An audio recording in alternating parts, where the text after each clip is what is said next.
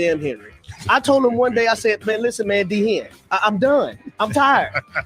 I'm not a machine like you. I have no more left. Check out more from Freddie and Harry weekdays at 3 Eastern on ESPN Radio and the ESPN app. WBUZ HD3 Laverne. 95.1 Murfreesboro. Online on the Fan app. We are 94.9 The Fan. A Cromwell media station. 30 years of the best sports talk in Middle Tennessee. It's the George Plaster Show, featuring Tennessee Sports Hall of Famers Kelly Holcomb and young gun Billy Derrick. And now, here's your host, George Plaster.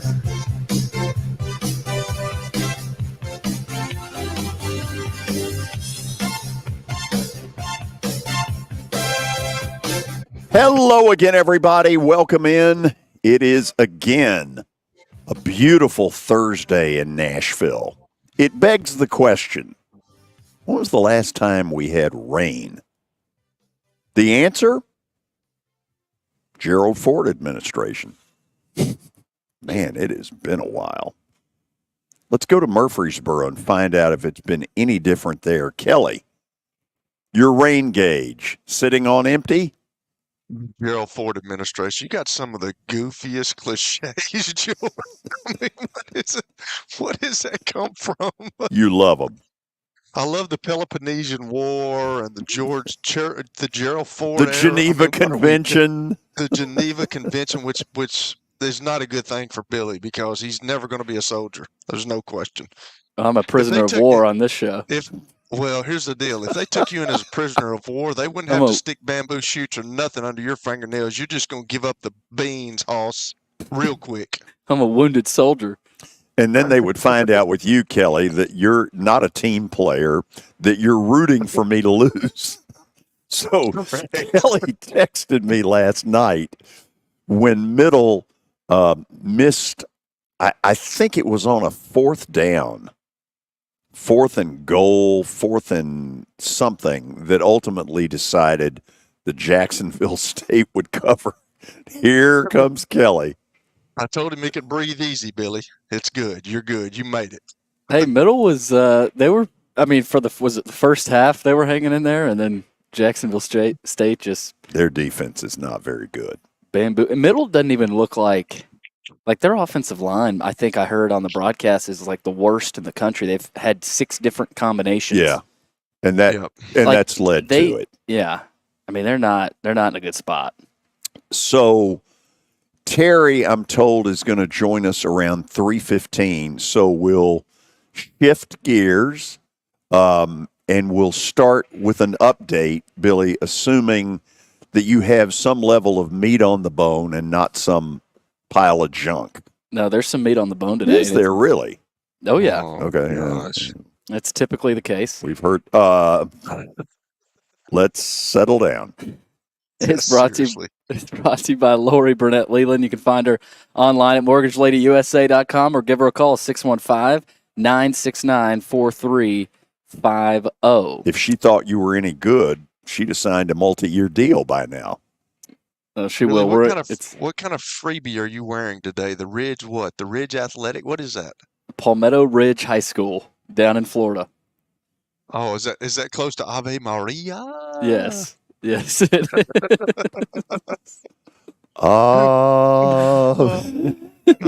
Maria. I don't think Watson ever I think made you it. need to get moving. Yeah, I'm taking on some water. You're taking on water. Rams and Vikings tonight. Good Thursday night game. The Rams are optimistic that Puka Nacua will make his return tonight. He's been out since week 2. And if you're placing a bet on tonight's game, 81% of the money is on the Vikings. So sportsbooks are rooting for the Rams in prime time. Hold on a second. Yes, I believe we have a play on that game tonight. Oh. Shocking. Kelly, and our commitment to excellence. Another cliche. Yes. Well, look at this. It didn't take long for Robert Saleh to find work. 2 weeks after being fired by the Jets, he's now on the Packers staff in some sort of role. He was seen on the practice field yesterday. Matt LaFleur credits Saleh for helping him break into the NFL coaching ranks, and he asked Saleh help him with the team with whatever he's got him doing. Well, not only that, I don't remember which is which. One of them was the best man in the other's wedding. Yeah, Robert Oh, Sala really? was the best man in LaFleur's wedding. Yes, correct. Billy, in case you don't know this, it's a good old boys network. Once you get in, you're in. Yeah, I was just gonna say, I mean, at what point, even if you're fired or let go on a staff, do you ever leave I mean, you might go to the college ranks, but I mean, is there a level? Once you're in, you're in. If you just keep your mouth shut and play ball, you're in. Well, first of all, he was considered a very good defensive coordinator. Oh, yeah. Out in San Fran. Yeah, yeah. Now, what goes on in New York, I wouldn't pretend to understand all of the dynamics of trying to be the head coach of JETS. You got a quarterback trying to dictate everything, an owner who's letting him do it. It can't be easy. No. Y'all starting to think the problem with the Jets and maybe even later at the Packers was Aaron Rodgers? I heard somebody say that a couple of days ago, and I hadn't thought much about it. But late there, Matt LaFleur caught a lot of the flack late in Rodgers' tenure, and now, I mean, he's healthy this year, but yeah, he hadn't played great. I mean, he hadn't been awful, but he hadn't been great either. Well, he's 41. That's a good point. I mean, what do you want? Yeah. Well, just saying, because, I mean, Matt LaFleur was the one catching a lot of the heat when, all of a sudden they get Jordan Love in there and they're off and rolling. Also in the NFL, they announced that they have officially suspended Lions wide receiver Jameson Williams for 2 games without pay after he violated the league's performance-enhancing substances policy. And he did come out and say that he was shocked by this. This came as a surprise. So that's the deal there with Jameson Williams. So it wasn't for betting with FanDuel. No. Okay. You don't get in trouble for that anymore. Don't worry about it. Yeah. We got you. All right, we talked about the Blue Raiders. They gave up 42 to Jacksonville State last night, but how about Kennesaw State? They knock off Liberty. I watched it too. It was no upset. Kennesaw State pushed them around. Now, either Liberty wasn't ready to play, which is possible because Kennesaw State was 0-6. But I'm here to tell you, in the future, Kennesaw State ought to cook because basically because all of where they are. Yeah, they ought to be able to get Georgia and Georgia Tech's rejects. Mm-hmm. And then when they do well, then the Dogs and the Jackets will buy them up. I got that all figured out, don't I? Did you see the end of the game? They stormed the field. Yeah, and then had to leave and then stormed it again. But that was their first win ever against an FBS team. Liberty had a 17-game win streak working, and that gets snapped. Liberty was a 27-point favorite in that game. Why didn't we pick that game, Billy? I don't know. I was saying the same thing. I should have picked that game. That would have won underdogs for one of us. Especially, well, maybe not you, Kelly, because you're so far behind. But nice little jab there, Billy. Nice jab. I mean, it would have put you in first, but by 7 points. Let's go on with the update, you little punk. Also tonight, Georgia Southern and Old Dominion. Whoo, that'll be a biggie. In Syracuse and Pittsburgh. We will have a play on that second game.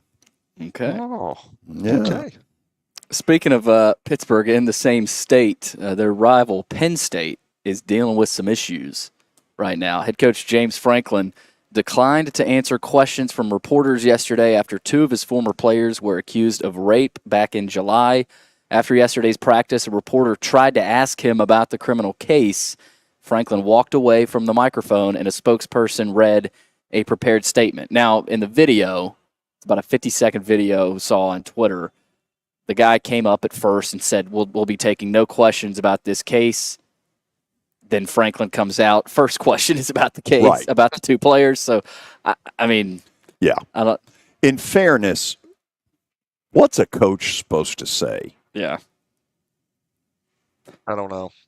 I mean, Yeah, But you I get will all that legal stuff. It's just better just Yeah. to like you don't know anything. You don't know the legal process. Just don't say anything. He's winning enough, but Penn State fans, I don't think like how he deals with the media and with fans and his arrogance towards both parties at times. But again, he's winning enough, so it hasn't been a huge issue. if he gets them in this playoff, all will be forgiven. Yeah. Well, last night, NC State quarterback Grayson McCall announced that he's retiring from football after his latest head injury that he suffered earlier this month. He said on social media, "I've battled injuries my whole career, but this is one that I cannot come back from. Brain specialists have concluded that hanging up the cleats is my best interest." He's got a history of concussions, had a big injury last season at Coastal. So, unfortunately for him, his career's over. So he has admitted that brain specialists have told him to bag it. Yeah. You never hear in the Tua story whether any brain specialist has told him the same thing. Think about that. You never hear that. I would love to know, because I don't think that, quote, brain specialists are telling him, go on out there, everything's fine. Right. And I realize, look, this is hard stuff, but man, I worry about where Tua is headed. I mean, how many more could he take? I don't get that. Bad stuff, man. I've had a bunch, and it's not very fun. It really isn't. And I didn't help the situation because I never wore a mouthpiece. A mouthpiece can cut down on that, and I never did it because I didn't feel like people could hear me. So they've got mouthpieces now, though, that you can hear the quarterback and you can put in your mouth. I don't know if Tua does it or not, but that would definitely help. But head injuries can be caused by being thrown to the ground, even if you don't hit your head. Like, that's the thing about football. You never know when it's coming. Also, another injury at the college ranks. Brady Cook at Missouri is doubtful for the Alabama game. All of a sudden, we talked about their starting running back, Nate Noel, already out. He's been limited in practice this week. He's still dealing with an ankle sprain. Their backup, Drew Pine, He's a stiff. is not very good. But He I is remember a stiff. at Notre Dame he was okay, and at Arizona State a couple of years ago was better than he looks now. But He is a stiff. George, I would have to say that if he saw you, he would probably say you're a stiff as well. and he'd have every right to do it. He would have every right to do it. Brady Cook has started Because as a fifth grader in Gray Y football, I was a stiff. What position did you And play? I was a quarterback, and I didn't want to get hit. I was what we would call a wuss bag. Did you do Soft as a pig Newton. would you do the old Eli Manning and just fall to the ground every time? No, but I do remember calling the same person 3 times to get the crap kicked out of him. And he came back to the huddle and said, "Why don't you run it?" And I thought, because I don't want to get hit. All right, last piece of news here. Terry's Yankees going to battle with the Dodgers tomorrow night, game 1 of the World Series. The Dodgers will honor Fernando Valenzuela with a jersey patch in the World Series and next season. And we will talk a lot with Danny about Fernando because he knew him very well. Let's check in, a little backwards, but that's okay. Daily Titans update with, Terry McCormick, Titan Insider, Main Street Media, and when was the last time he washed that thing? It's been through the wars, George. It's been through the wars. I believe it. Would you consider George a stiff? Yes, I wanted to know how George, how were you at throwing the deep comeback route that most quarterbacks have to show that they can throw in order to catch the attention of scouts? Well, in 5th grade, when you say deep out, I mean that'd be about like 4 feet. I think the first question is how were you catching the snap? I mean, were there under center? We had some issues. I wanted to go into the shotgun, but we must move on. I mean, look, this Thought is you were Roger Staubach, didn't you? absolutely. Gosh. Okay, so you've just gotten through listening to Will Levis and Mason Rudolph. Mason What- hasn't gone yet, but Okay. but he's still out on the practice field working on some stuff. But Levis has gone. Okay, what did he tell you? Well, he said that the shoulder is getting better a little bit each day, that they are restricting how much he is allowed to throw. In fact, we haven't seen him throw at all the last 2 days during the open period. So they are greatly restricting that, trying to get him nursed back to health so that when he comes back, he'll be able to make the throws that he needs to make. He said that, he felt the effects of it after the Indianapolis game, and he just could not make some of the throws that he needed to make, even though he felt good going into the game. Okay, let me ask you this, because I don't know this, but the interception that he threw that he later told everybody, I didn't have the arm strength, did he then go to the Titans coaching staff or trainers and say, I can't go any longer? Well, I don't know if he went to them or if they just, if they came to him, but certainly something was off on that throw. And he said he just could not, Brian Callahan originally said he couldn't step into the throw. But Will said that had he been 100%, that's a throw that he could have and should have made. So I don't know if he went to them in the aftermath of that or if they came to him, because he was pretty quick in the post game to go, to say that, had he been healthy, that's a throw that he could have pulled off.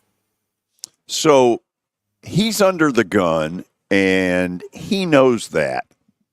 What's he saying about that?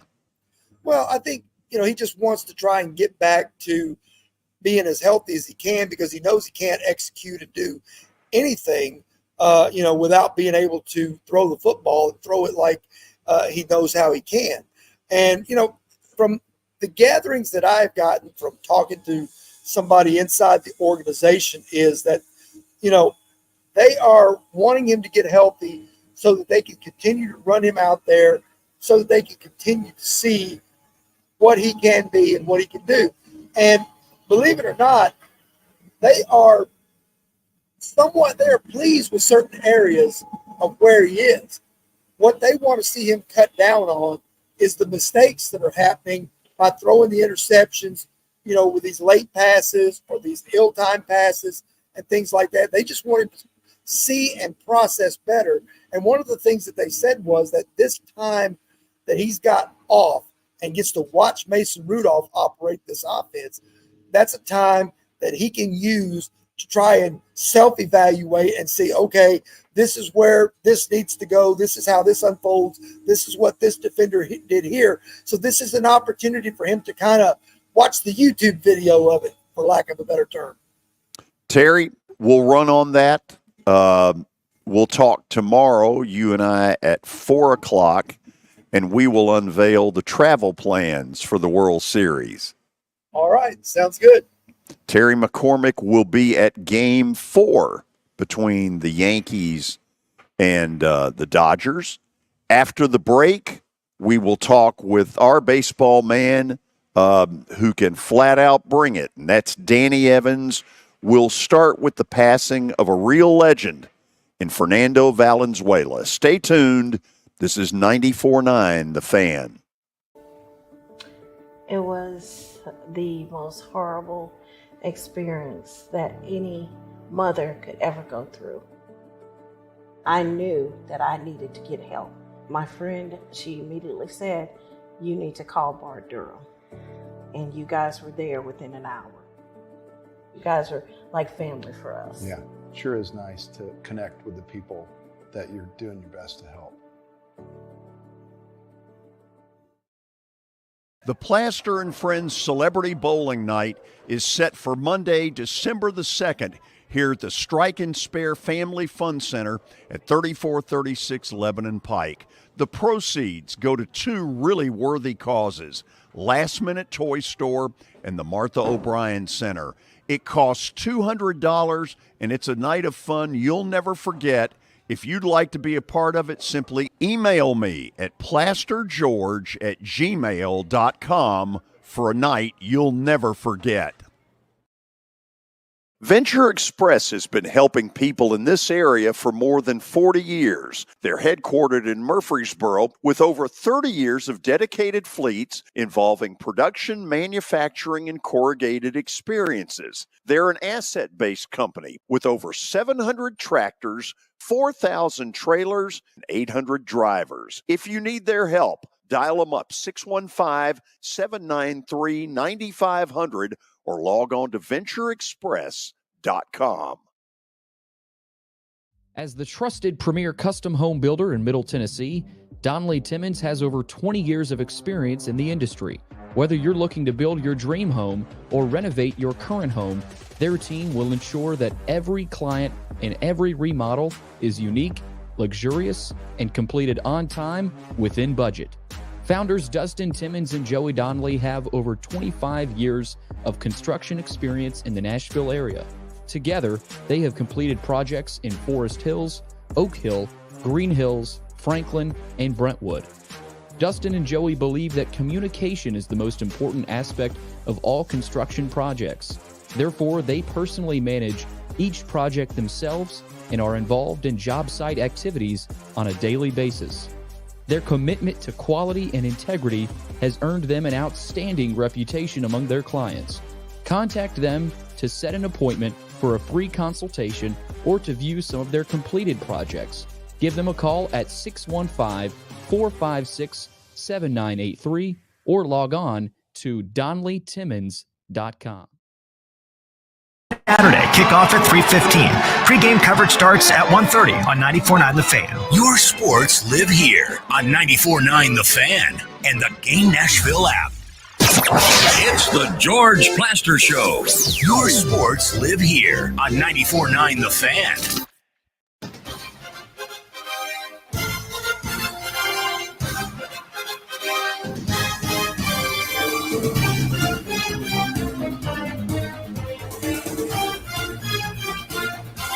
We are back. This World Series that is about to happen should draw a massive number because these are as iconic a franchises as you'll get. The Dodgers, the Yankees. This one goes back a long, long ways. And then all of a sudden, with the excitement building, we get the news about Fernando Valenzuela. I was in college when he first hit the scene as a Dodger. And I bring Danny Evans in not only to talk baseball, but I know you've got a lot of memories on Fernando. You guys were pretty close, weren't you? We became really good friends, George. First of all, hello to you and Kelly and Billy, and hello to the listeners. We've had a really fun season, and we cap it off with I think is going to be a great World Series. You nailed it, George. 2 iconic franchises. I really think 5 first ballot Hall of Famers. Would have been 6 if Kershaw was there. And I think we could have another couple too, and Cole and a couple other guys. I think the game is on a stage that we really haven't had too many of these that I remember. But let's talk about Fernando. I was really lucky, George. I got to see him debut in '81 like we all did. I was already working with the White Sox, but years later I become the general manager of the Dodgers. And my biggest goal, and you know this because you and I talked at the time, my goal was to bring back the image, Kelly, it's kind of like the Cowboys and some of the really great franchises like the Celtics, where there's an aura, there's a mystique about them, but also there's a respect from the executives, the players, the media, that it's a unique situation. And we had lost our way. So Sandy Koufax, Duke Snyder, Fernando Valenzuela, Steve Garvey, these guys were all persona non grata. And I worked really hard with Vin Scully, Derek Hall, who's now the president of the Diamondbacks, my ownership, and candidly some good friends, and got them all slowly back into the fold.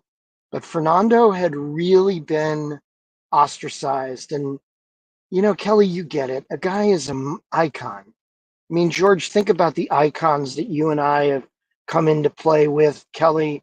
And he was just cast aside. And he was hurt and really badly hurt. So it took a 36 hole round of golf to really have a very candidly, a very serious discussion. And he finally just said, let's do it. Let's go. And we put him on our Spanish broadcast team, and I gained a great friend. Just an incredibly good guy. And for the listeners, you always hear, you kind of want your heroes to be good guys, right? You want your heroes to be exactly who you'd love them to be. He was that and then some. Humble, kind, compassionate, great to kids, great to elderly, great to fans, knew his place. And I think he was just grateful that he got a chance to get back and reestablish himself. And I heard in spring training he wasn't doing well. A really good friend of mine with the Dodgers said, stay in touch with him. And I did. And when I didn't hear from him about 3 or 4 weeks ago, it wasn't good. And, you lose friends because we all do. I mean, that's part of the human element, and that's part of aging. But sometimes when you hear, it's crushing. And we've all been there. Everyone listening, the three of us, you and I got hit hard on this one. I got a phone call, and I just thought, you know what? I'm going to celebrate this guy, because this guy was he's a great pitcher, but guys, this guy was a much better human being. And what he did in Los Angeles was absolutely amazing. And being in Dodger Stadium the day he came back, when we announced him, I'm down in the stands. And it was electric. It was emotional. And afterwards, he came to me, gave me one of the longest man hugs, heck, I've ever had. And he just said, thank you. And, you get to be a part of something. It's pretty darn special. So it's eerie that it's going to happen prior to the World Series. But I'll tell you what, there's a lot of people in LA and a lot of people connected with the Dodgers that are going to have something to definitely play for with his passing. Danny, you're laying some stuff out there I did not know about him being ostracized at one point, which is just incredibly stupid. But help me with this. Yeah. He came up at age 20, age 21. Yep. And the nation was gripped to every start of his. And yet it never looked like the pressure ever got to him. Yeah, George, that was the strike year too. So I think it would have even been bigger if the game hadn't stopped for 2 months, from the second week of June all the way through early August. I mean, Kelly, the peak of the baseball season, and there's no baseball. And he came back and he pitched great. And, it did. It was awful. And for an intern, it was horrible, let me just tell you. But the weird thing about it is he had a meteor-like debut. I mean, unbelievable string his first 2 months. It's never been matched in baseball history. This guy was extraordinary. And guys, when you're that good from the onset, it's really hard. I mean, there are very few professional athletes who come in and are great from the start. I mean, it's hard to be great, and it's even harder to be great early and stay great. This guy, until he hurt his shoulder, was one of the greatest pitchers in baseball, and a passion for the game.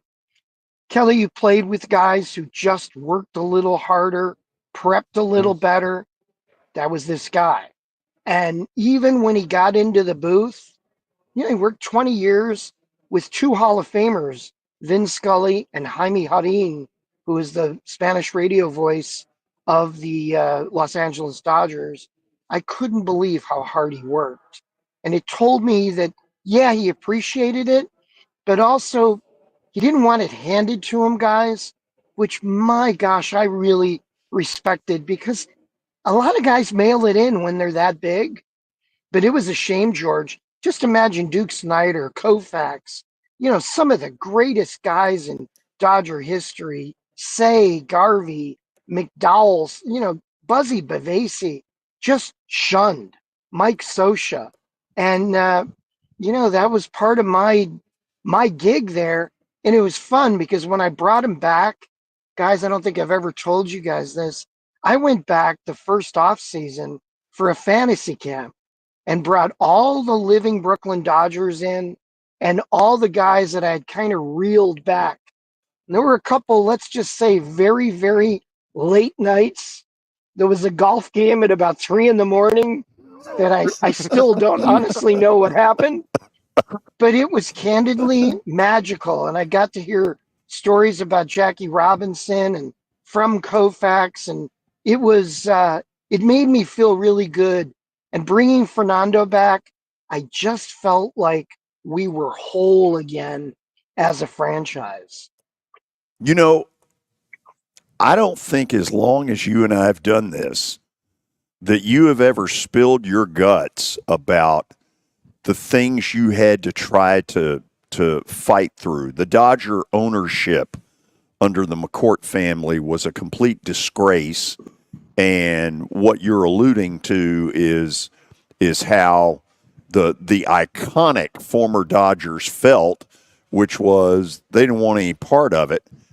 Danny, I don't think you've even shared this stuff with me on the phone as often as we've talked. Yeah, it was before the McCourts, George. This was the end of the Fox ownership. The McCourt ownership was a disaster. I mean, my gosh, they were just horrible. You can't make up the stuff that they did.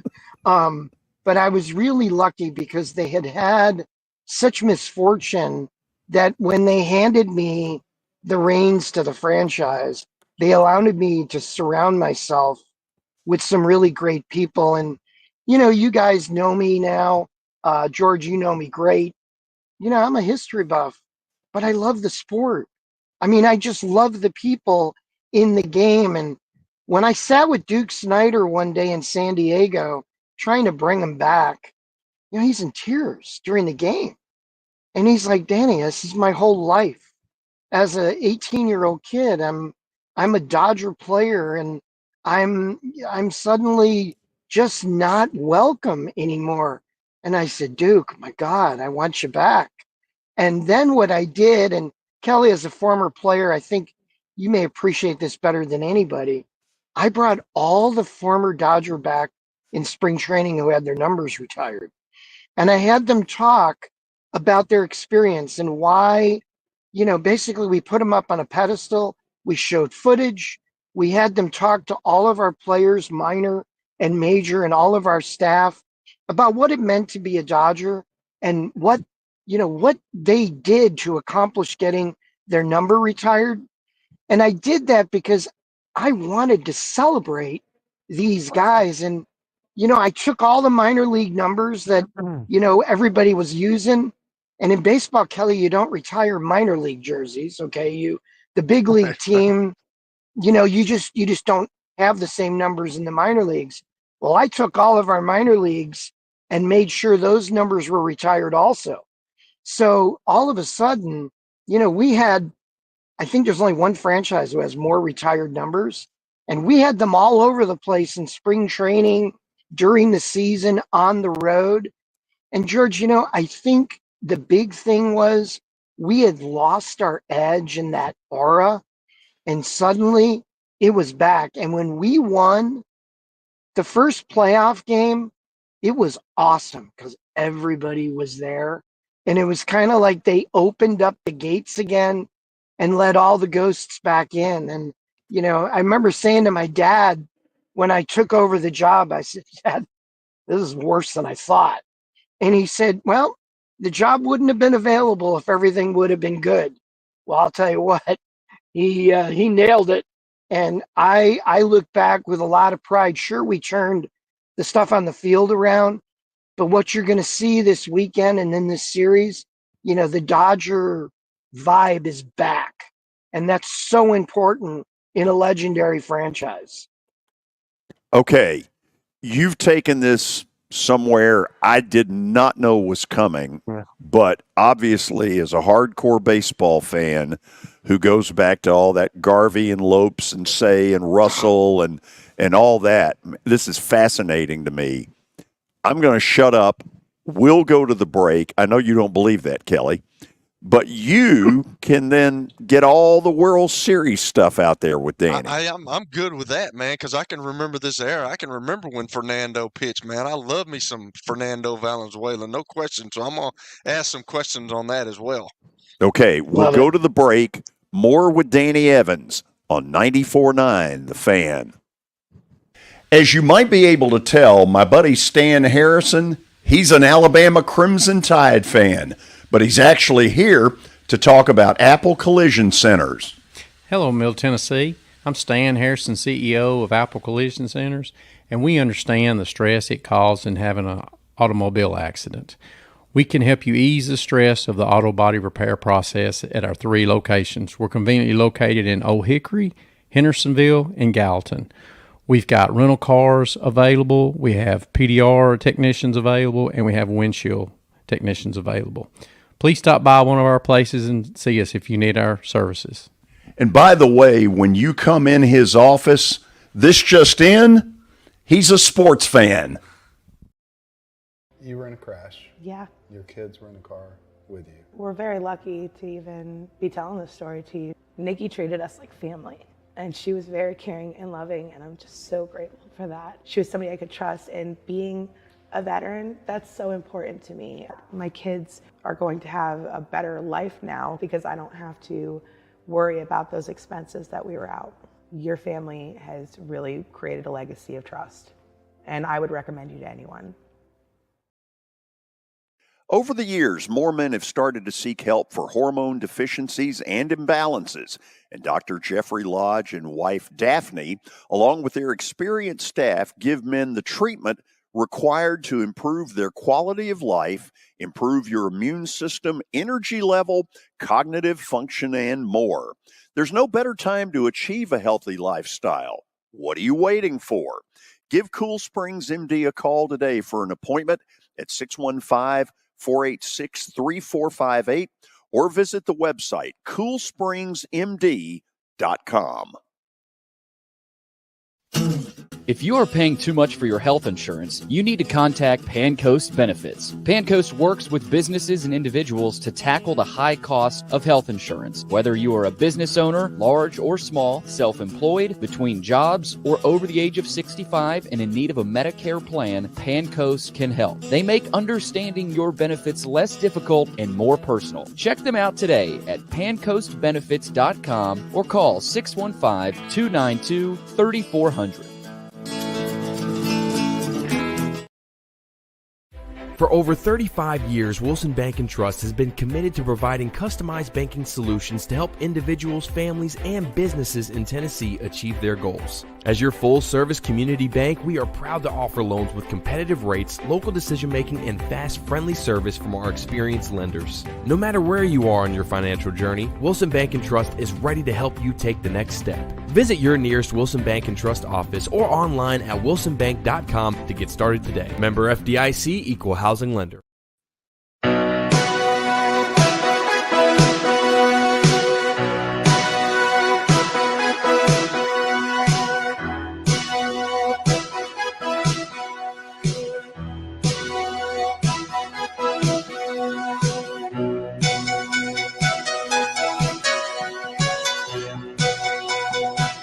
We're back. Those of you who got to hear the last segment with Danny Evans, powerful, moving, No, I'm not a Dodger fan, but I respect the tradition and all the stuff that goes with it. And wow, what a segment. Kelly, top that one. That's amazing, man. And the wow factor for me is, Danny, I think you would have been really cool to play for because you've got a human element to everything. And when you talked about, I've never had this done in my career, but when you talk about bringing back the greats like you did and talking to the team, how did that go over? Because I'd have been sitting there mesmerized because you got some of the greatest players not only for the Dodger organization but for baseball history. How did that go over Yeah. with those guys? Yeah, Kelly, there are very few people in sports that I'm kind of in awe in, and that's simply because I've been around a lot of really fun Right. people.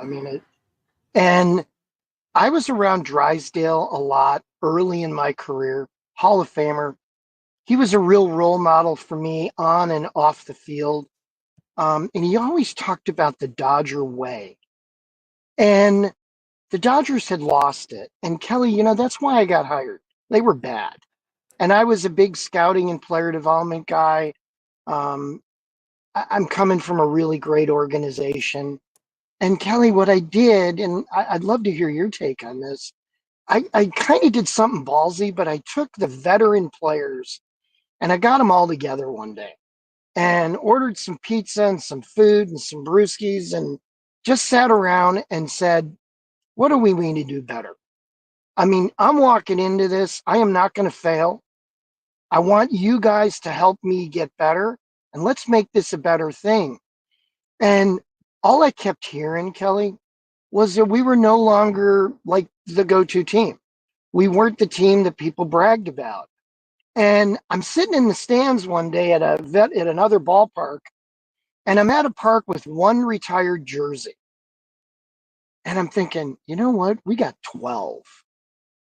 And I'm thinking, I bet you our team doesn't even know that. So I scheduled something for spring training where I brought them all in, and then I brought all the minor leaguers in at the same time.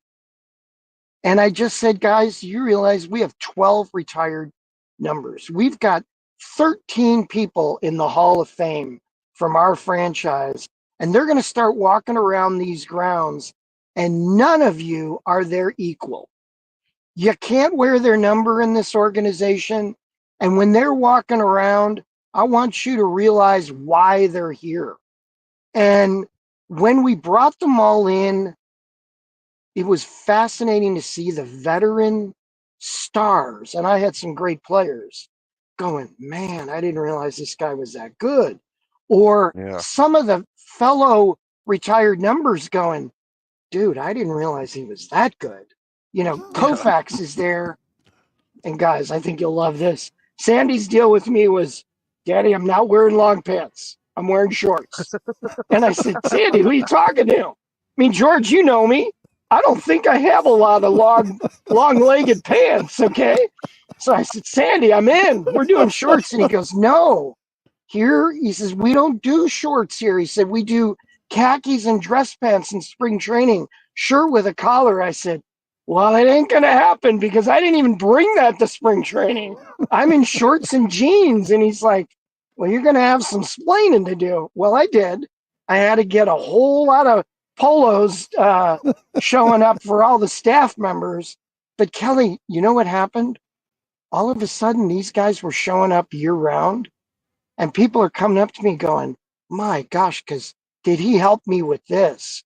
Or, you see Sheffield talking to Duke Snyder or Sean Green getting tips about how to be more selective. And then the coaches didn't have to coach as much. Yeah. And, as an executive, Kelly, listen, you had bosses. They're making the final call. But, I'm not their enemy. I'm their ally. I want them to be great. So what I tried to do is have this insulated veteran group kind of tell me what we need to do. So when do the family trips take place? When does the clubhouse need to be emptied? How's the pregame stuff?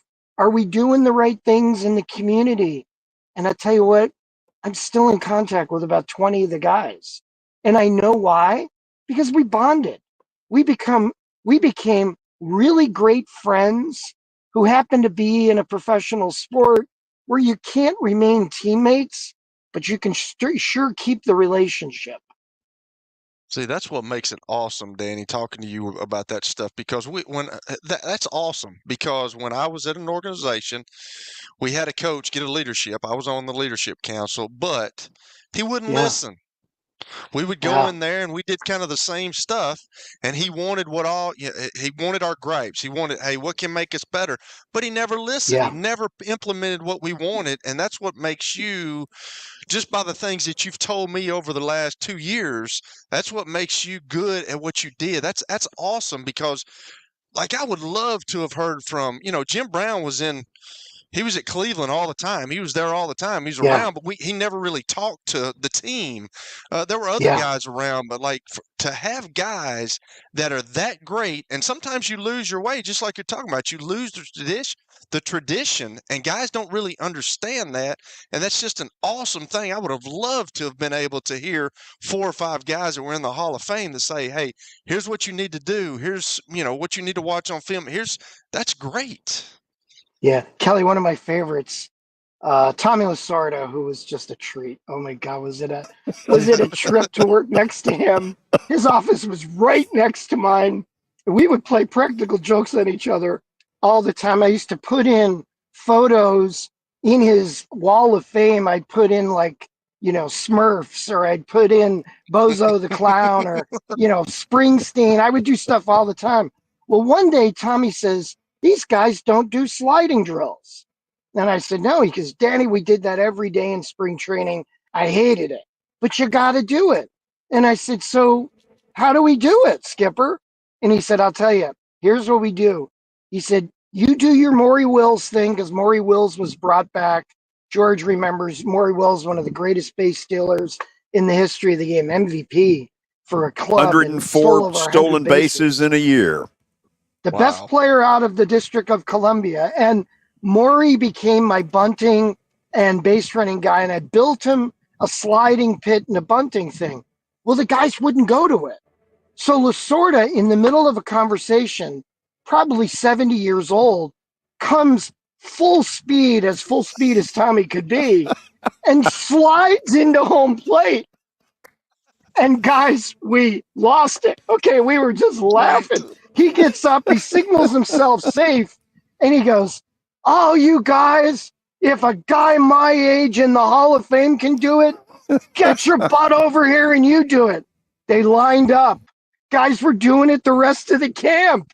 And Maury Wills comes over to me and he says, Daddy boy, I don't think we're going to have trouble sliding anymore this year. And Tommy comes up to me and he says, you're taking me out to dinner tonight and you're paying, because my ass is hurting already. And I just went, yeah, I know. He calls me because Kelly, Dodger Town was like this, I don't know how to call it, like a resort. Okay, we all lived on the premises. Tommy calls me about 10:30. We had gone to dinner, and yeah, I did pay. And Tommy goes, my God, Danny, every bit of my body aches. I am never doing that again. He said, you got any Advil? And I said, yeah, I got a lot. And he says, get your butt over here. I need as much Advil as you can bring me. And I said, Skipper, you can't take too many at once. He said, Danny, if I die today, I'm okay. And I went, all right. Next day, every single big league player participated in the bunting and the sliding. And Lasorda was the proudest guy in the ballpark, because he's like, I can't believe I had to do this crap. But Maury came up to me and he said, do you realize what Lasorda did? He made it cool to do sliding drills again. And I said, okay. And we did bicycle races. We did really silly stuff, because Kelly, you know what camp's like? Camp sucks. It's horrible. You're away from your family. You just get sick of being with the boys every day. We had a bowling tournament one year, and we decided, let's have a bowling league every Sunday night. Lasorda goes out and buys uniforms for everybody. And it was like pathetic, tacky, horrific bowling. And every time you did a gutter ball, you had to stop, go in the middle of the lane and take a bow to the boys. Well, you start doing that, I'll tell you what, it was a blast to be me. That's why people loved him. That's why people loved you. That's why they like playing for you. So my last question, I know we got to go, but like, what made Fernando good? Because I was watching a story, like he wasn't even supposed to pitch on his first start. It was supposed to be another guy that got scratched. And then I was reading too that, and I don't know if this is right, but his first 9 starts were they complete games? Yeah. And I think 7 of them were shutouts or 6 of them shutouts. Gosh. Kelly, he was a left-handed pitcher ridiculous. from Mexico. The scout who signed him worked with me. He wasn't even there to see him. He was there to see a shortstop. He dominated the shortstop. Here's a left-hander with 80 command, 80 instincts, just an unbelievable repertoire, pitched all 4 quadrants of the zone, but he had a screwball, which is a pitch that goes opposite a slider. And as a result, he could pitch on both sides of the plate. But what he did better than anything, and his teammates told me this throughout, he competed like you wouldn't believe. And he had instincts and he worked at it. He was a joy to be around. But I tell you what, he was absolutely relentless when it came to competing. Even on the golf course, he would be hysterical with me. He'd say, no, you got to put that out. And I'd say, Fernando, it's like a 4-foot putt. And it's like for bogey. And he's like, you're making it. Danny, like, yeah, okay. You know, you talk about the competitor part of him. I can remember a World Series game against the Yankees. It was a day game. I don't know why I particularly remember this. He didn't have his best stuff, and he got hit around pretty good, but he battled his way through that. And maybe you really saw the battler in him when he didn't have his A game. Well, he threw a no-hitter with some of the worst stuff of his career. I think he walked 5 guys that night. Sosha said he was on the brink of coming out of the game 5 or 6 times. But Vin Scully said it best. Fernando grinded more beautifully than anybody in the history of the game. He just grinded. And what he did is he outgrinded you. And you know what? As a competitor, as an athlete, you respect people like that. And when you top it off with the guy being a great human being, man, that's a hard guy not to love. Let me guess, Mike Sosa was his catcher? He was that night. Good call.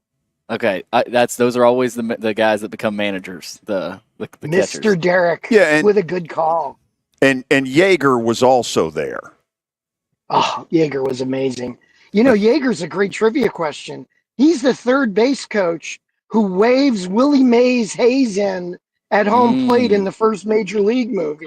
And really? Oh, I didn't know that. Yeah, Yeags goes, that's what I wanted to do.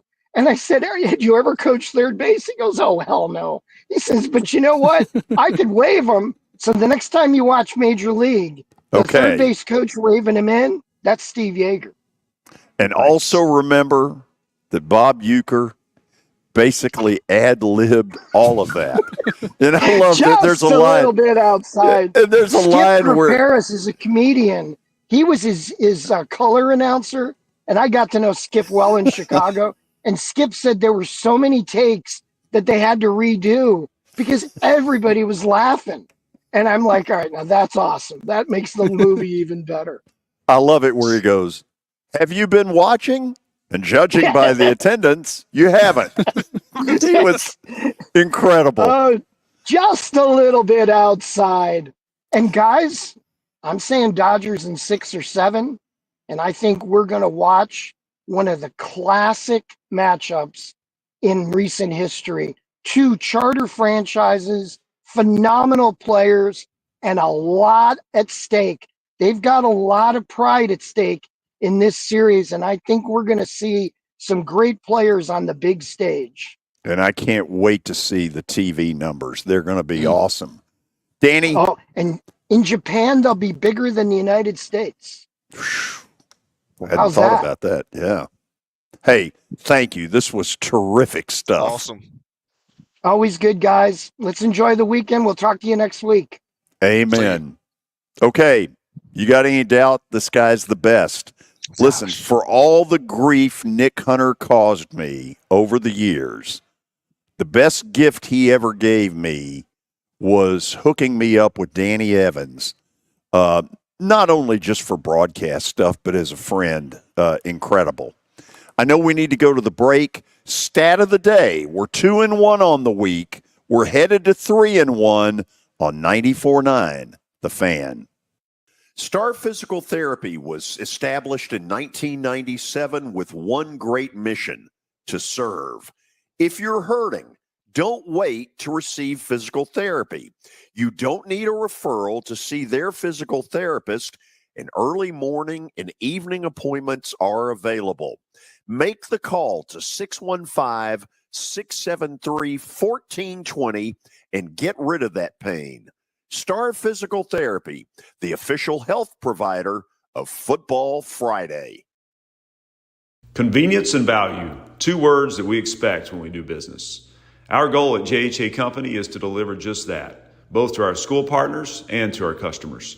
Whether you're purchasing photos, yearbooks, class jewelry, letter jackets, school spirit wear, or senior graduation products, we strive to make the experience easy, convenient, and cost-effective. Find out more at jhacompany.com or call 615-867-6345 for more information. JHA, one source, one company. School spirit wear or senior graduation products, we strive to make the experience easy, convenient, and cost-effective. Find out more at jhacompany.com or call 615-867-6345 for more information. JHA, one source, one company. In the wake of Hurricane Helene, the East Tennessee Foundation has stepped up with the Neighbor to Neighbor Disaster Relief Fund as we strive to rescue and recover communities ravished by the storm. Your contribution can make a real difference. Compassionate hearts give rise to stronger communities and better lives. Join us in supporting East Tennessee today. To contribute to the rebuilding efforts, please visit easttennesseefoundation.org and make a donation. Together, we heal. Evan, Canty, and Michelle are unsportsmanlike. I think the Milwaukee Bucks are going to win the NBA championship, and Dame Lillard's going to be the MVP of the NBA. Whoa! Go on.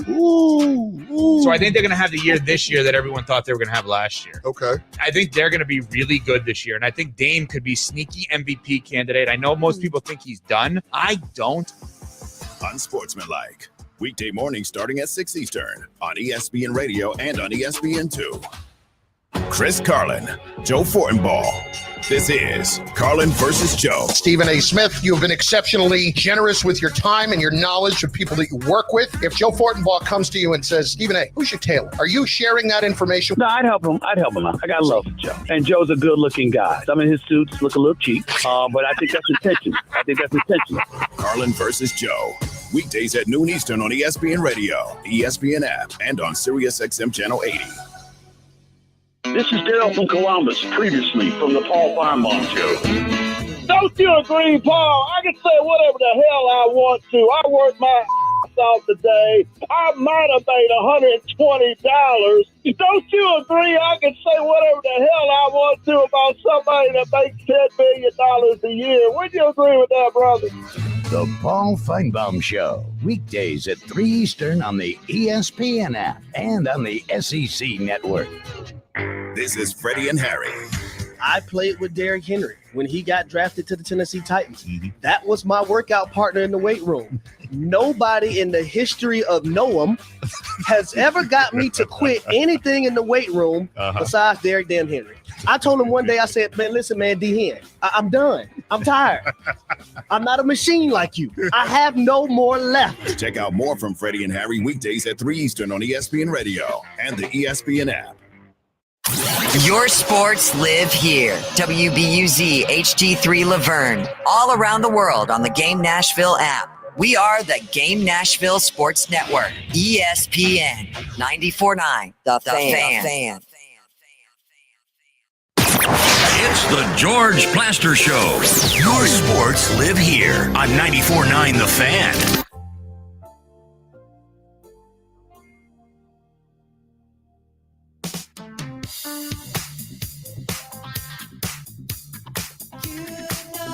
4 o'clock, the time on the George Plaster Show. It's now time for Stat of the Day. We've got silly underdog picks for Week 9 coming up. Here we go. Vanderbilt has 16 consecutive games without a 300-yard passer. Which school has the longest streak for games without a 300-yard passer? Okay. Now, normally I would just completely rip you for this question. We got 130. Yeah, but Kelly, just put some effort in. Doesn't it have to be Army or Navy? Yes. I Or Air mean, Force. Yeah. right. It's got to be one of the three. If I was going to guess, it's Army. That's what I'm guessing. Army, I think. Except Navy, yeah. It's got to be one of the three. So show us a service academy now.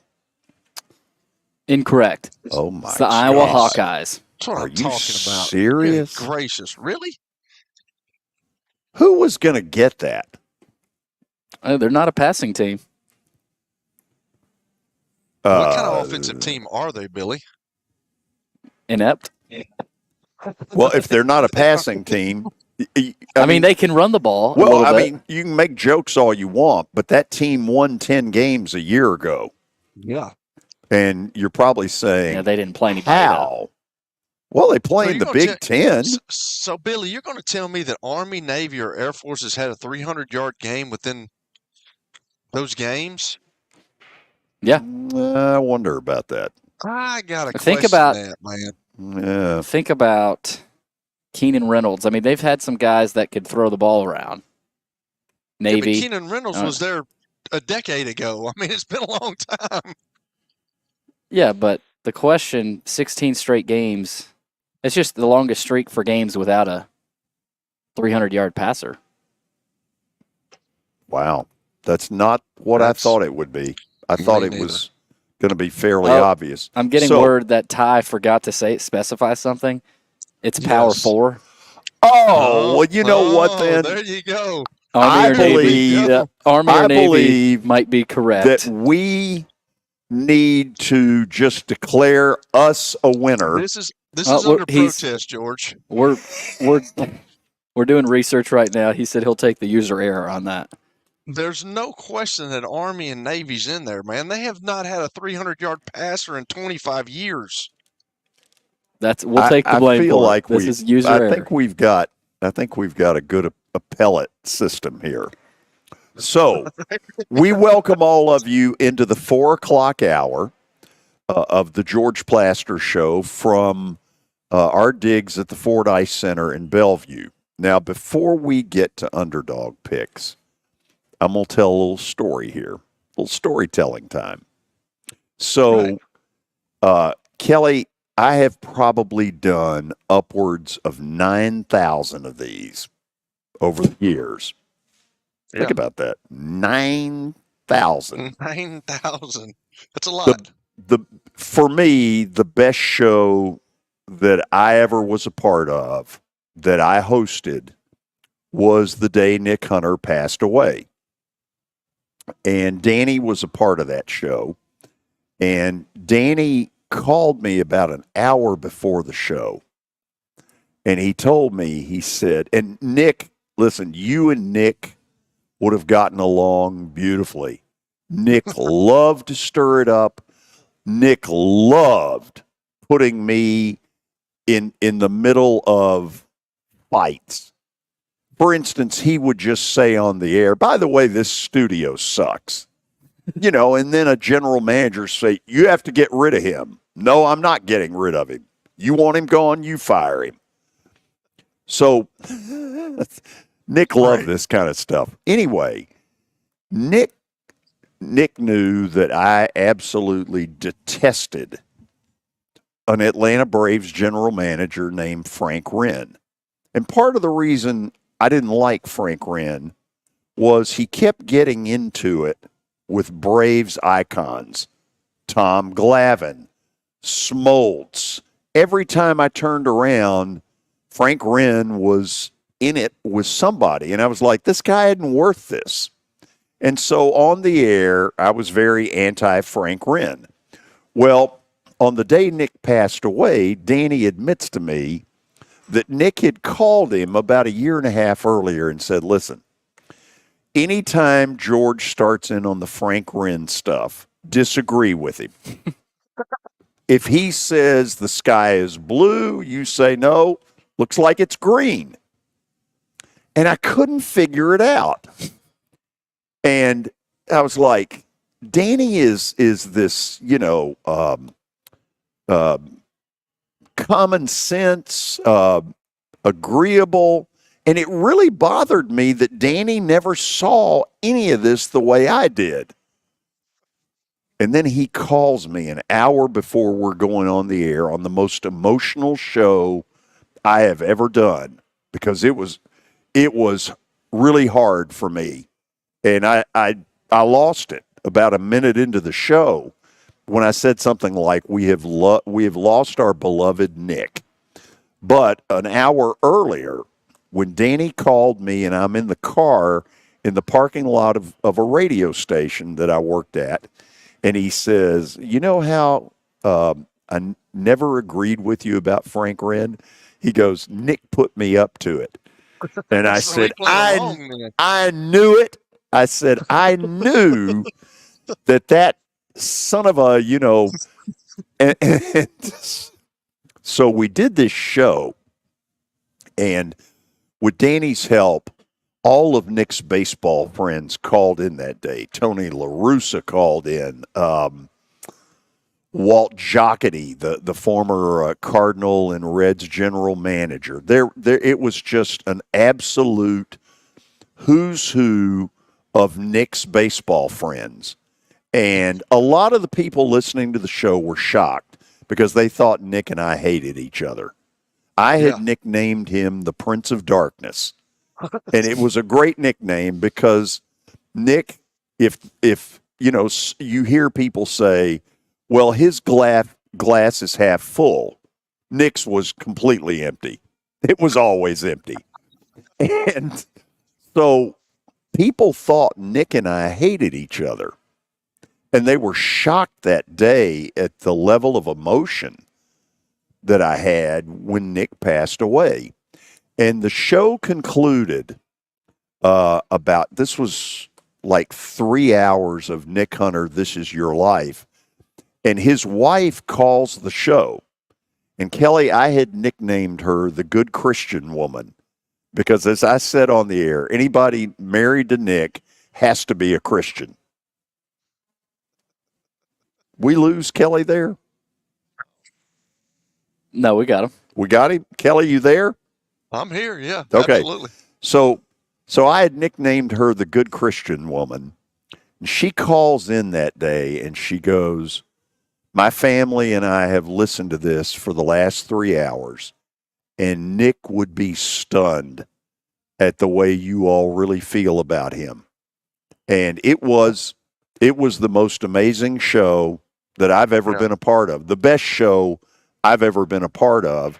And Danny was a huge piece of it, helping set up all that stuff. Anyway, storytelling time is now over. Is over. And we have clarification on the question, and credit to a commenter. Trace said Army had 304 passing yards against UTSA in 2022. Wow. So there's that. But Trey I've got word of knowledge. He is. Got word that y'all were in fact right. Navy hasn't had one since 2015. Do you realize we are 3-1 on the week? And Kelly, it is up to me to get us to 4-1, which we have never done before. You'll get there, man. If they ask This you the is right, big. it's all about asking the right question. Yeah. They don't ask the right question a lot of times, No, I want to see y'all Billy, get just one. Look at that little, just look at that little snicker smile he's got. He likes that. I want to see y'all get one that nobody expects y'all to get. I'd like to see you get one of these. That's not my job. Well, what is your job? What is your job? Can we have a job description, Hey, George, of his job? You know I'm the commissioner. I'm going to write one out. Okay, so Please fine. do. This is a good segue to the Underdog picks, which, you were named commissioner. Let's be honest, by default. By default. We don't have a big staff. And so if not you, then whom? Well, dang, That's George. good. That's good. That's all right. Here we go. If not you, then whom? That's nice. Are you done with the jokes yet? Probably not. Yeah, that's probably not. All right. Week 9, silly underdog picks. Time to review last week. Kelly's result. It was not awful. Oregon State was in the game for a little bit, but obviously they led at halftime. Didn't end up. Billy, what are you talking about? It's not 56-7 like we're about to go over with you, dude. We had a chance to win the game, the Beavers. Right. So let's get to yours. No, because no. You're out of order. I'm the commissioner here. The show has my name on it. Since when does that matter? You need a gavel if you're going to be this aggressive, Billy. All right. So Okay, Oregon so State he lost by 8. You Oregon lost State by loses 49. 49. That's embarrassing. That was embarrassing. That's Hey, when you humiliating. get beat, we need to come up with another rule, George. When you get beat that bad, the points need to be taken away from you. You know, in the future, we might really consider that. Because, and as all of you know, the N next to Billy's name stands for knowledge. Absolutely. Yeah. So Kelly with Oregon State lost. My Nebraska pick bombed. Yeah. I don't know. How do they look that bad? I mean, Indiana is good, but what Are is that? they that good? Yeah, what does that say about Nebraska? That was awful. Mm. Anyway, George won with Georgia. Could have predicted that, 30-15. Oh, yeah. It was everybody thought Georgia would win, huh? Well, If you picked. If you could have predicted that, why didn't you pick it, Billy? I was before George, wasn't I? Oh, you Dang were? Are you sure? I'm trying to think. I thought you picked. Did you pick before me last week, George? No, I had the last pick. Okay. Yeah, that's so you on. picked That's on before him, us, so that's Kelly. on you. No, that's on both of us because one of us should have taken I Georgia. went for more points. I got to get points now. I usually hit singles. On all these silly underdog picks, I've done a good job of just hitting singles. A little 2-3 point, and I get built up. But now George is killing us. So now we got to go for points, Hoss. All right. Well, here's what we've got this week. Well, let's take a look at the standings. Actually, Let's do. First, George with 20 points. This is a big week to. I mean, you need a massive win, Kelly, but I need to get at least something too. You're just 3.5 points ahead, Hoss. Don't act like you're 50 points ahead of me. Okay. Hey, we need to relax, we need to Francis. I need to catch pace with George. But those are the standings. George in first. I'm in second with 10 points. Kelly in third with 6.5. This week's order: George will lead us off. Kelly Holcomb in the 2-hole, and then I will close us out with a win. Are we? Can we go back to the standings for just a second? Kelly, I got to be honest. Your tying run is in Somalia, and I don't even know where that is. At this point, I'm getting to the point of I really don't care, so let's just move on to the next segment. So Okay. your hope is just that the segment goes away. Yeah, just a segment altogether. And my second hope is Billy gets another picture of himself. Worry The first about one your was picks, bad. Kelly. The first one was bad because he looked like he needed to drink a pint of blood. But this one, he's got a tie on, which is just that's not even who he is. What if I just change yours? Will that put the attention on yours, and will that change care. anything? It doesn't matter about me. We're not talking about me. We're talking about you, William. And my picture looks like I'm leading the city to prosperity. It's AI generated. All right. We ready to make some picks? I guess we are. All right. Leading off, George Plaster.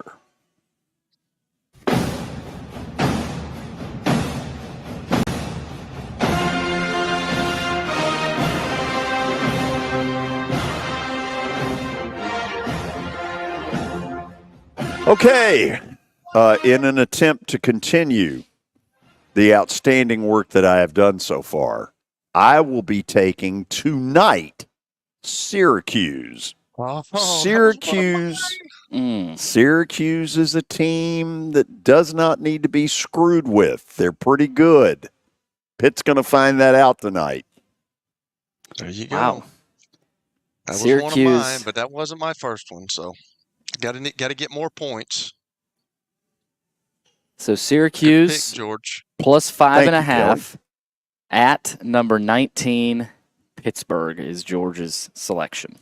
And what, for those who are playing along at home, exactly what site are you getting these off of? Scoresandodds.com. Okay. Well, it's wonderful. Yeah. Why are you asking?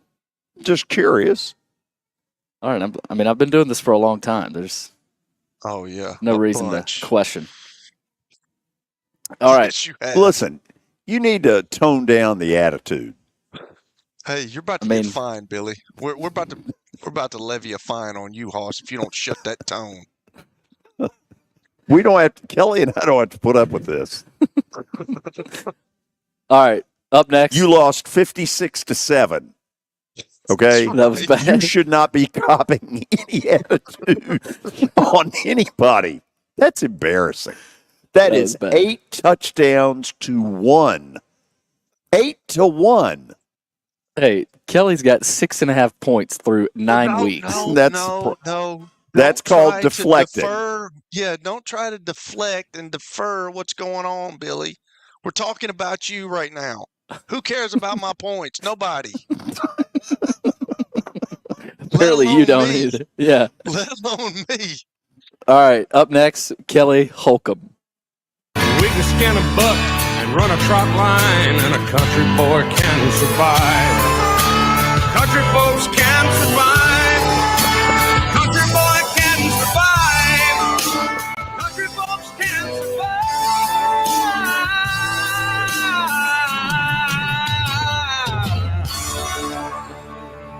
I love me some Skoll. That's right. Country boy can survive, Billy. I'm coming back. Hey, for one, I talked to George today. In what world do we live in that Ole Miss is a 20-point favorite on Because Oklahoma? Oklahoma sucks. Isn't that unbelievable?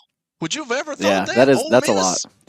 I am not ruling out that there will be a coaching change at Oklahoma at the end of the year. If this continues to crater, now they owe him half of Texas. It doesn't matter. If they get rid of him. But, yeah. Doesn't matter. So I've got 2 games. George took one of them. I've got 2 games left. And I've talked about them. I like Boston College and Louisville. But you know what? I've talked about the guys at Mississippi State. They're playing better. And they're at home. They're a home dog to Arkansas. I'm going to take Mississippi State. I was thinking about that one. They've been playing better. Well, that just gave me the kiss of death if you were thinking about it. Thanks, Billy. Wow. I was trying to give you some hope. 56-7, Billy. You need your points taken away from that pick. That is 8 touchdowns to 1. That is an ass whipping. I checked the score late. I didn't even watch most of it, and I was appalled. I couldn't believe what I was watching. You should have motivated your kids a little better. Shut up, Kelly. All right. Up next, myself. Here we go. Myself. John Deere Creek, on a hot summer night, he rode Billy Bob, loved Charlene, and met her 3 foot high. All right. It's not exactly Journey, is it? No. We live in the South, George. All right. Duke is a better team than people think. They're 6-1. Every week, there's a home underdog that knocks off a ranked team. SMU rolling into a night game. Duke doesn't have much of a home field advantage, but it's probably going to be some excitement in the air. I've got Duke plus 12 at home against SMU. Malik Murphy at quarterback. He's playing pretty well. Star Thomas, the running back, transfer from New Mexico State.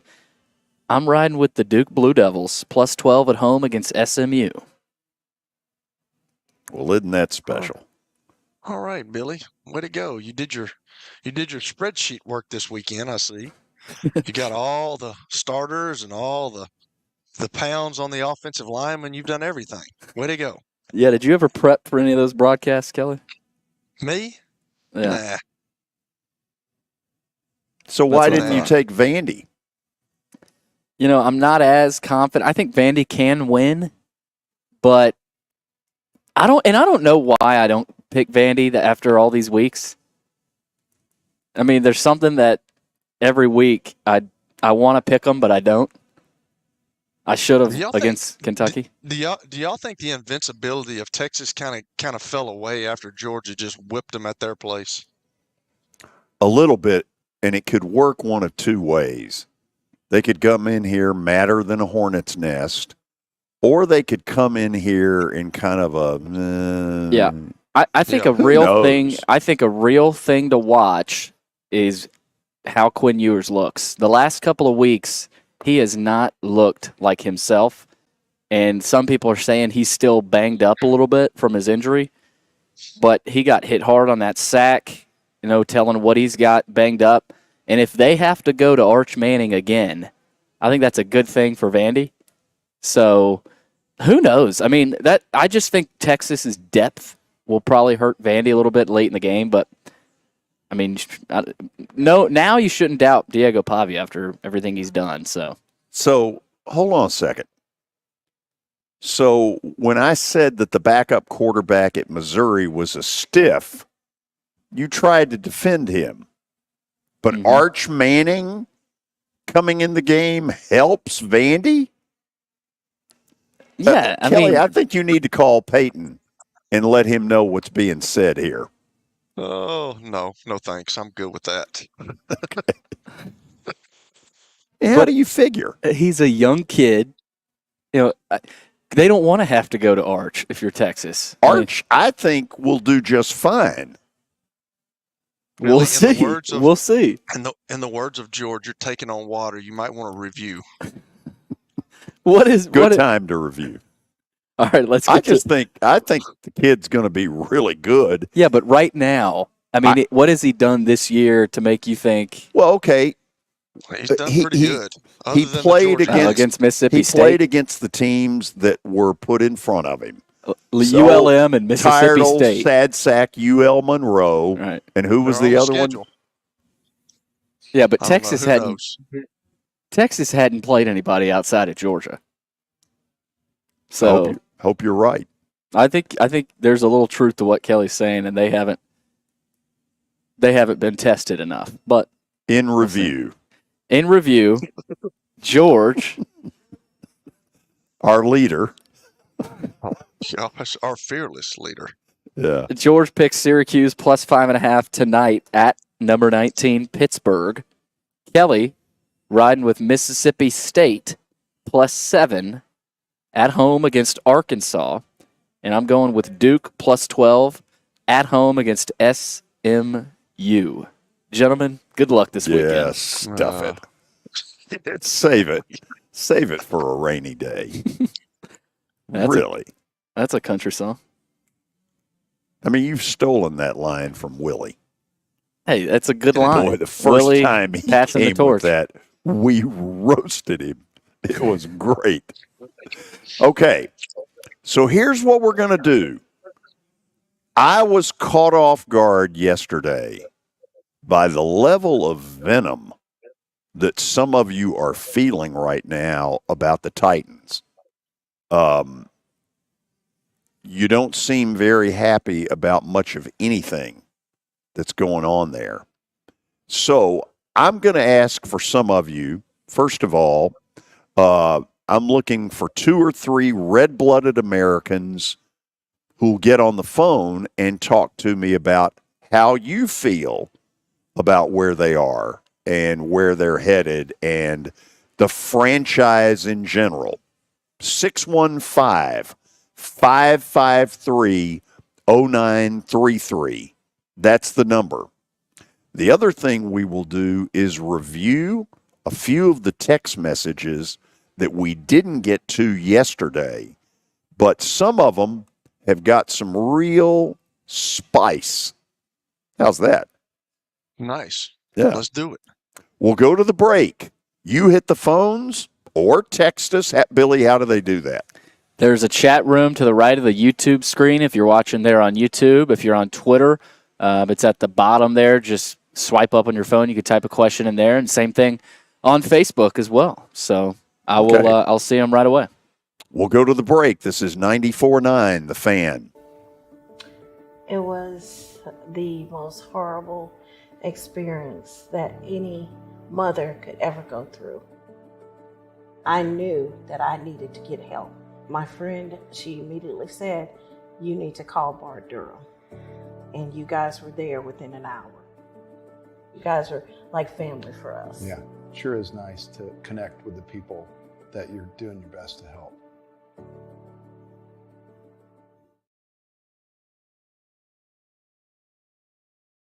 The Plaster and Friends Celebrity Bowling Night is set for Monday, December the 2nd, here at the Strike and Spare Family Fun Center at 3436 Lebanon Pike. The proceeds go to two really worthy causes, Last Minute Toy Store and the Martha O'Brien Center. It costs $200, and it's a night of fun you'll never forget. If you'd like to be a part of it, simply email me at plastergeorge@gmail.com for a night you'll never forget. Here's Officer Garen Hoskins for the Metro Nashville Police Department. The Metro Nashville Police Department is on the forefront of policing in this century, and I'm glad I'm a part of it. I'm glad I get to find other good officers, other future good officers. And if you're watching today, or you yourself or someone you happen to know is interested, join MNPD.com. Feel free to reach out to us because we need good officers, and it's a great city to work for. If you are paying too much for your health insurance, you need to contact Pancoast Benefits. Pancoast works with businesses and individuals to tackle the high cost of health insurance. Whether you are a business owner, large or small, self-employed, between jobs, or over the age of 65 and in need of a Medicare plan, Pancoast can help. They make understanding your benefits less difficult and more personal. Check them out today at pancoastbenefits.com or call 615-292-3400. Convenience and value, two words that we expect when we do business. Our goal at JHA Company is to deliver just that, both to our school partners and to our customers. Whether you're purchasing photos, yearbooks, class jewelry, letter jackets, school spirit wear, or senior graduation products, we strive to make the experience easy, convenient, and cost-effective. Find out more at jhacompany.com or call 615-867-6345 for more information. JHA, one source, one company. Your sports live here on 94.9 The Fan and the Game Nashville app. It's the George Plaster Show. Your sports live here on 94.9 The Fan.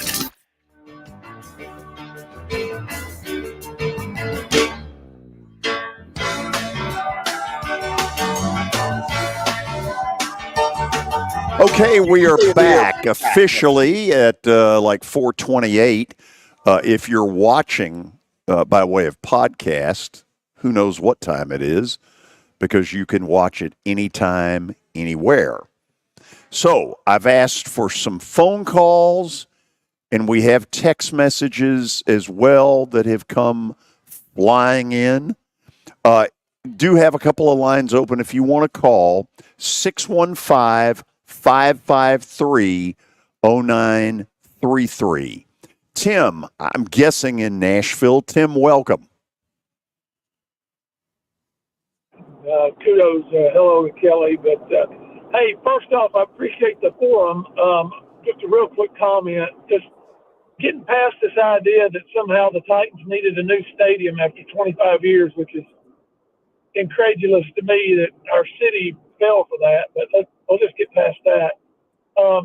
This ownership group, this family has owned the Titans since their inception, since they were the Oilers, 60-something years.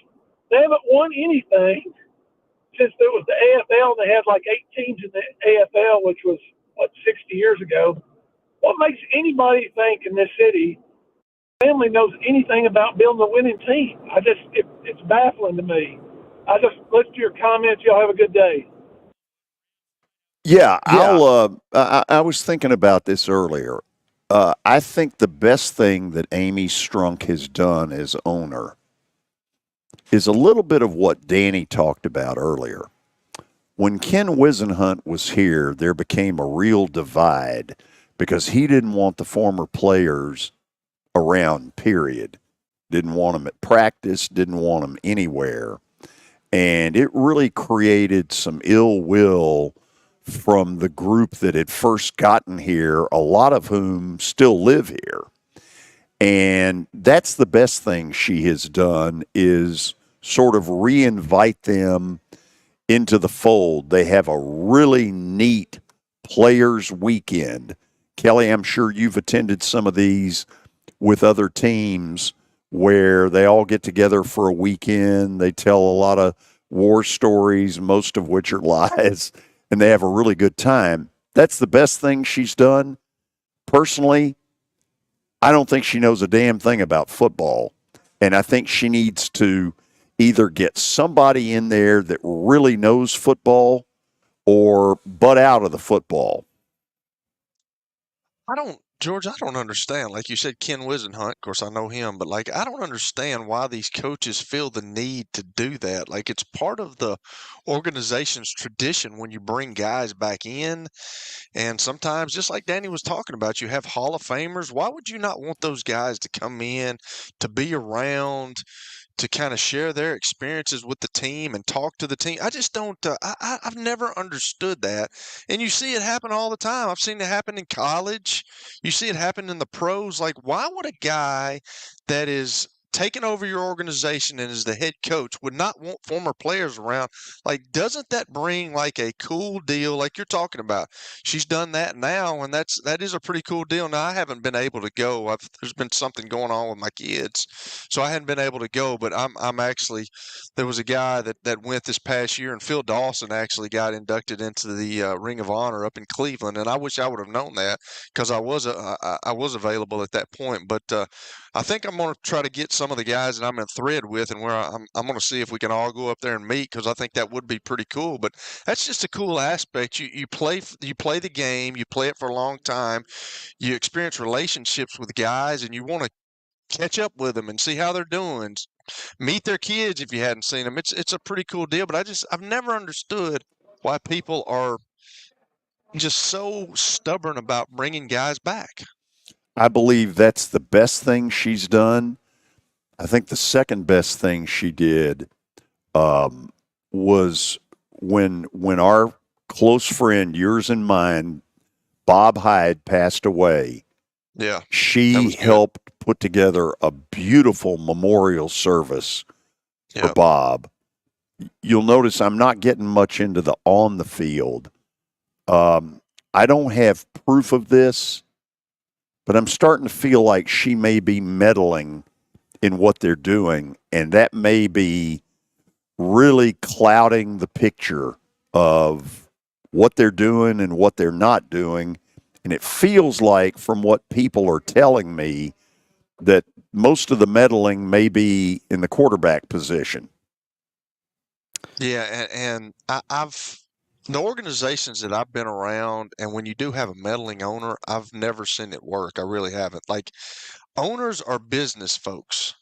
They don't know anything about football. And I'll go back to what I said last week about Jerry Jones and Jimmy Johnson sitting up there. And Jimmy Johnson just said straight up to everybody, like, he thinks he knows more than I do about football, and that's just not the case.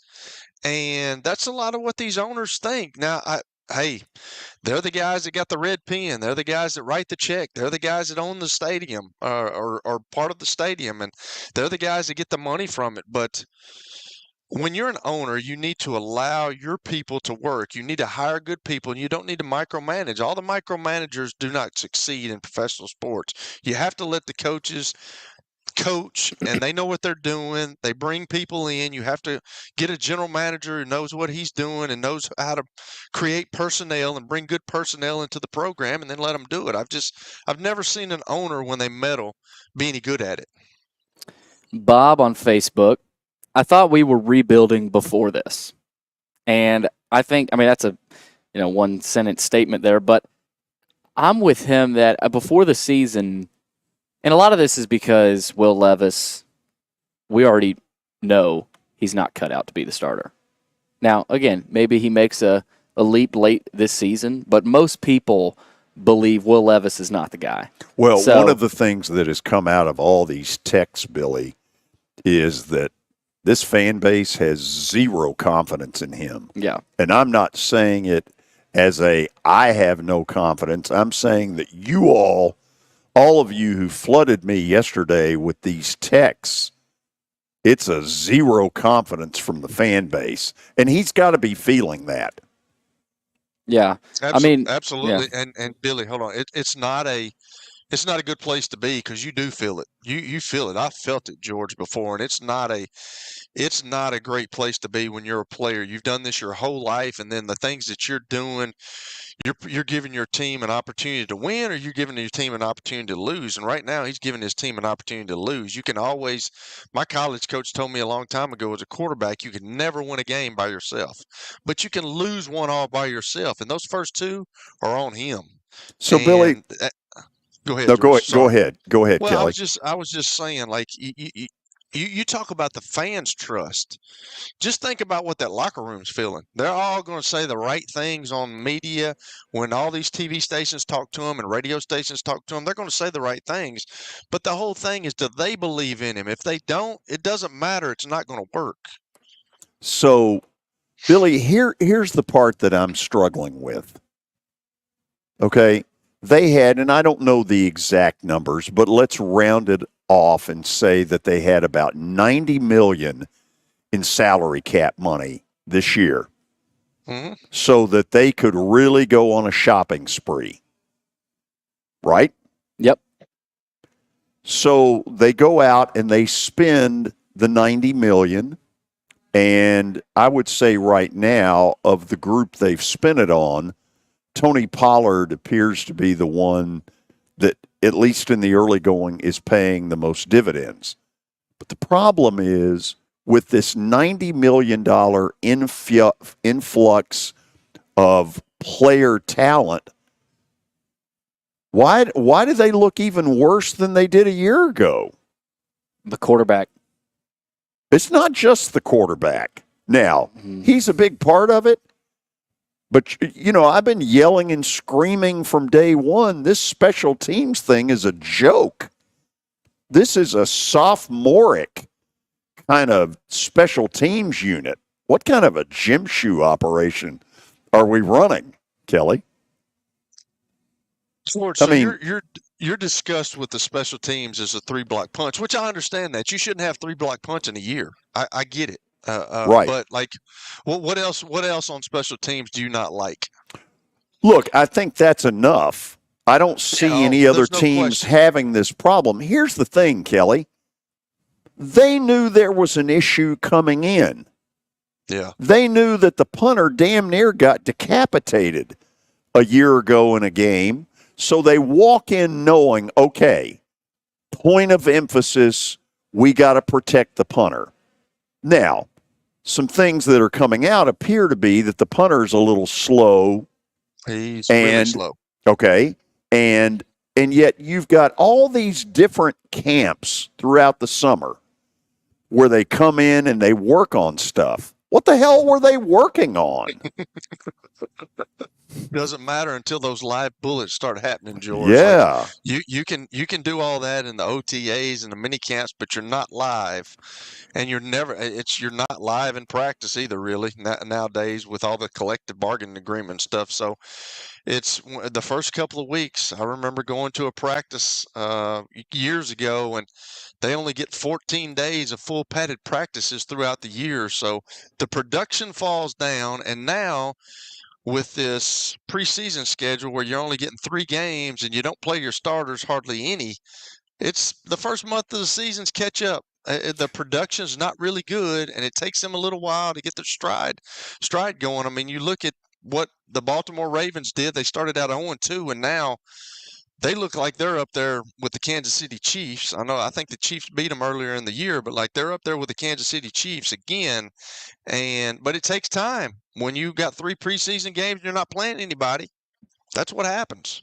Billy, go one more, and then we'll go to this break. This is a little opposite side of the spectrum here. Tim on Facebook. Folks, rein it in a little bit. Yes, after spending so much money in the offseason, we were all hopeful. That said, trading Hopkins for a conditional 4th rounder is genius. He was on his last year of his contract. We would have gotten nothing for him at the end of the season. Titans still have 2 really good receivers, plus some good seconds in the receiver room. I don't know about that. I also like the trade of the linebackers and getting another draft pick from Seattle.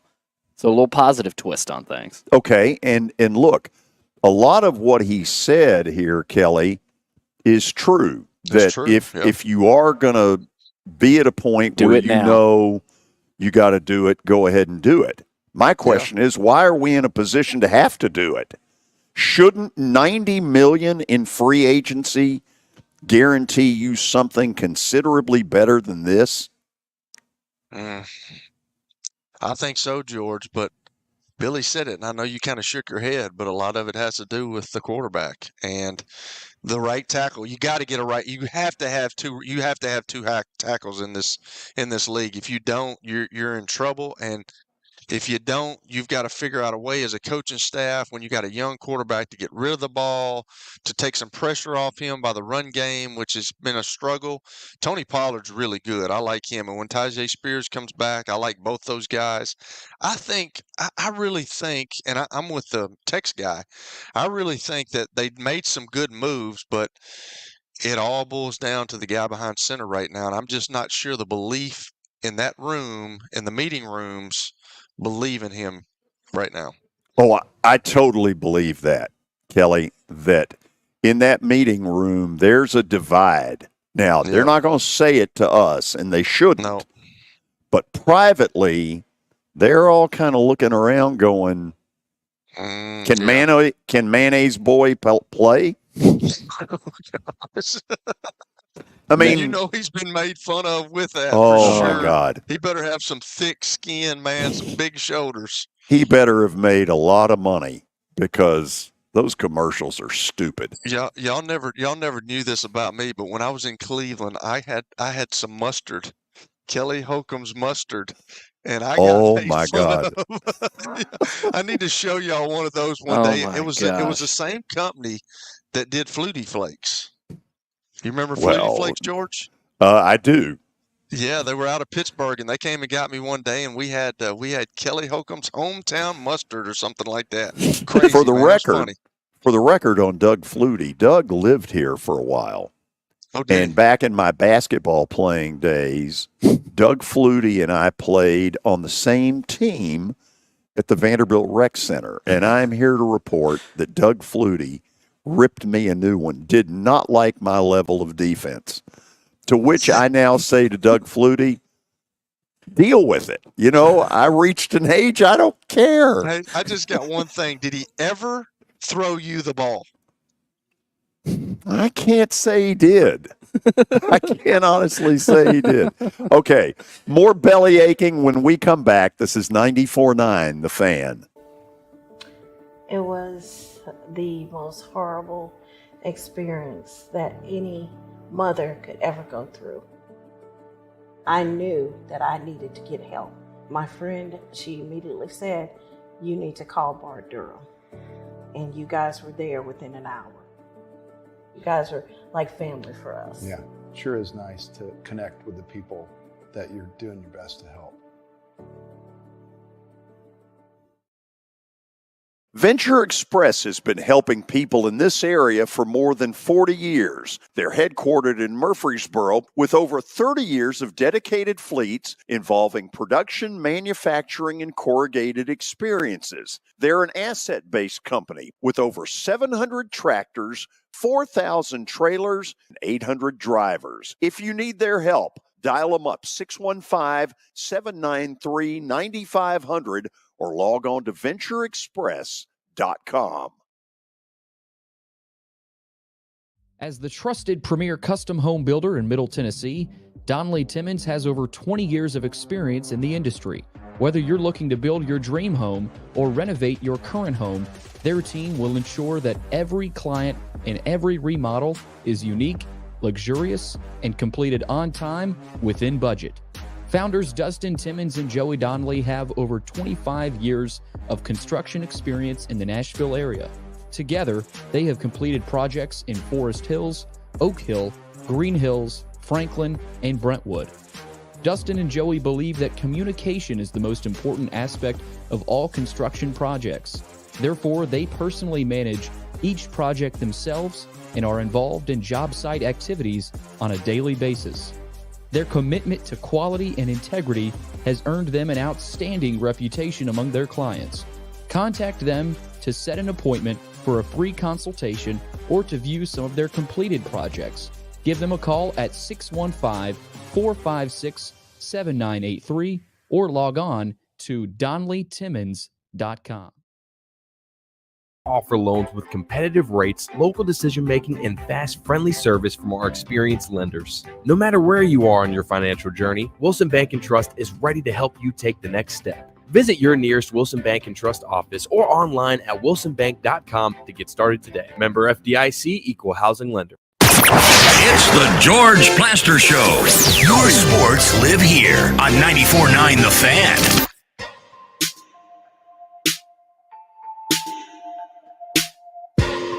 So yesterday on Facebook, I asked some questions. Oh, my Lord, look at that. Those of you who cannot see this on radio, Kelly is showing us what appears to be Kelly Holcomb mustard. Looks like barbecue sauce. This is the barbecue sauce. I had two. Okay. I had mustard and the barbecue sauce. Were you paid to have your name behind this crap? I was, yes. Oh, my God. Was it good money? Probably tastes awful. Was it good money? Now it does. Well, no, not really, but now it does taste awful, Billy. It's 20-something years old, and I wouldn't recommend it because the first ingredient's high fructose corn syrup. Right, and there appeared to be some mold, but that's neither here nor there. So yesterday, I put some questions out on Facebook after the Titans made the decision to start the fire sale. Here's one thing that really caught my eye. When this team first got here, there was a level of pride in this city. And certainly that first group, it's natural when you go to a Super Bowl, but I think some of it was the way that group, led by the late Frank Wycheck, was out all over this city. There was a real pride. And judging by the things you all said to me in your return from my Facebook thing, a lot of the pride seems to have gone out the window, and that ought to concern the Titans.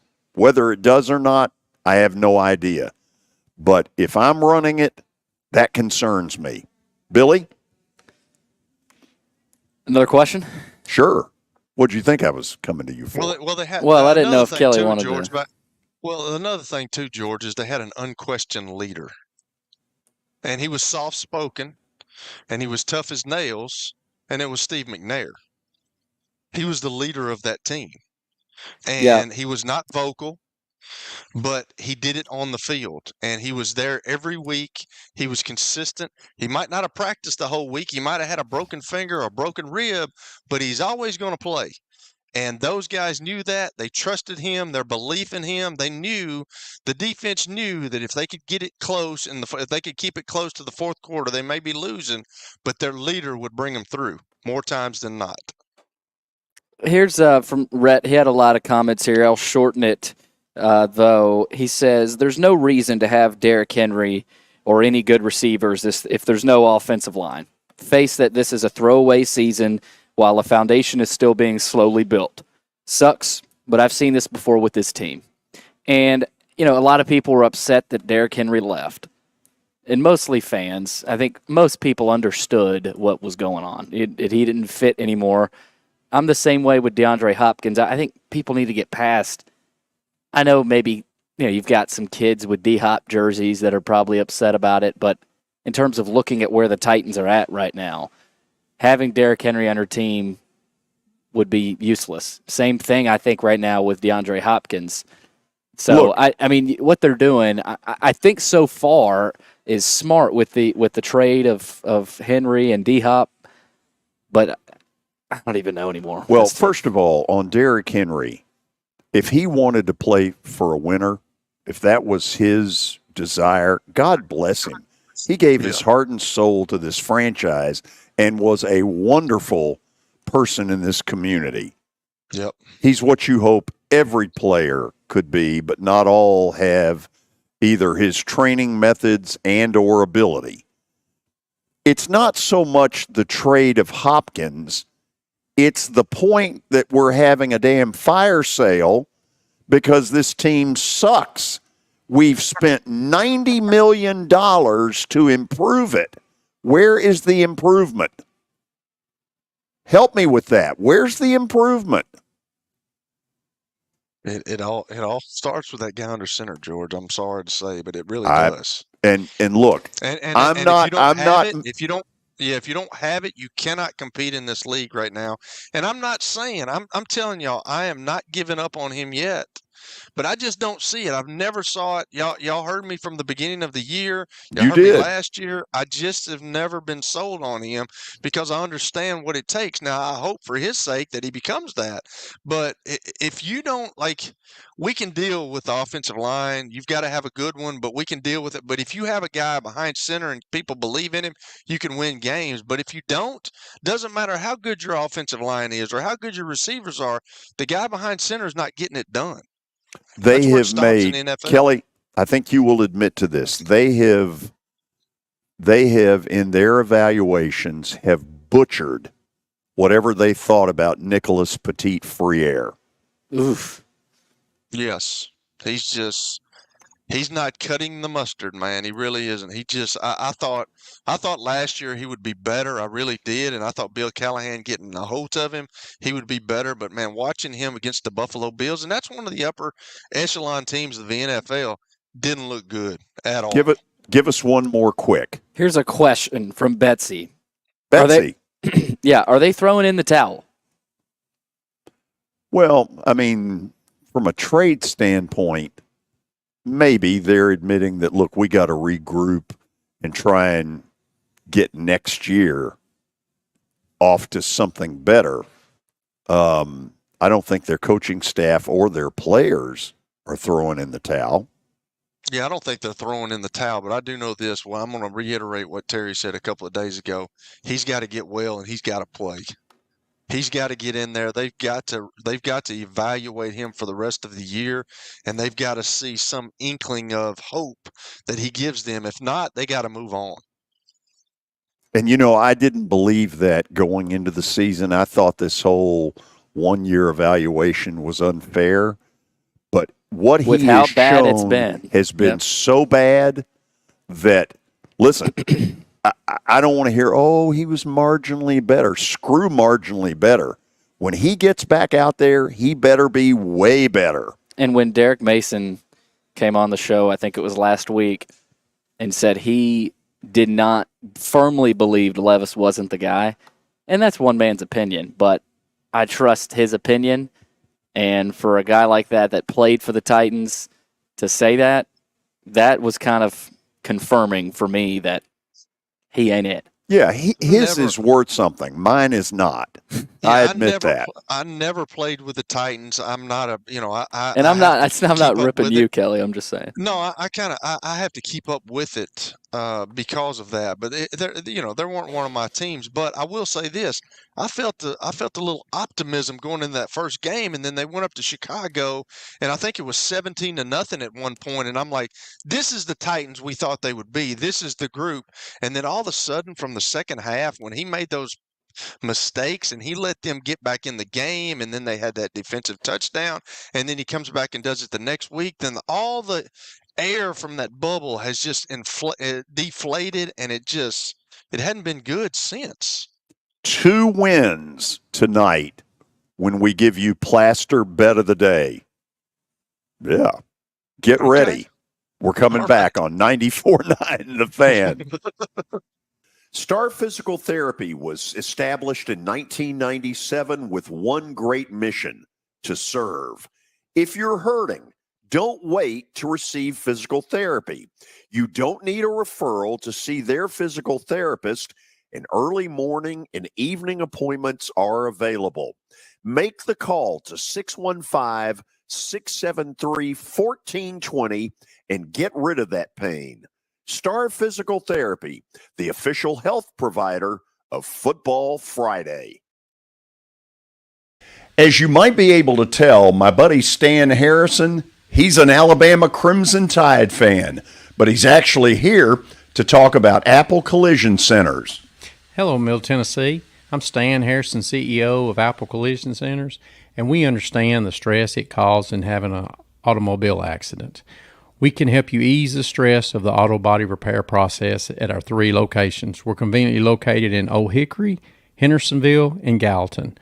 We've got rental cars available, we have PDR technicians available, and we have windshield technicians available. Please stop by one of our places and see us if you need our services. And by the way, when you come in his office, this just in, he's a sports fan. Something that's going to go wrong because it's the Jets. And in this instance, the go wrong part of it is the franchise ceding all control to Aaron Rodgers, and it is completely unchecked. And so color me skeptical for not believing that Aaron Rodgers is going to be able to lead this team back to contention to get this team to pull out of the nosedive that they're in right now. They are spiraling.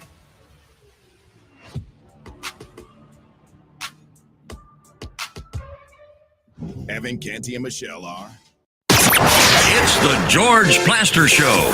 Your sports live here on 94.9 The Fan.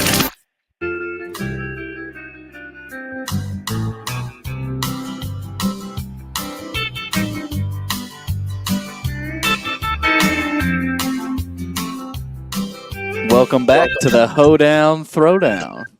Half-pound hoedown? Yeah, whatever it is. What is that? I like it. All right. Plaster's Bet of the Day, brought to you by Bart Durham Injury Law, has arrived. We've got a college game tonight, Syracuse and Pittsburgh. We've got an NFL game, Minnesota and the LA Rams. We'll see where George is going, but last night, Jacksonville State covered 19 and a half. Not by much.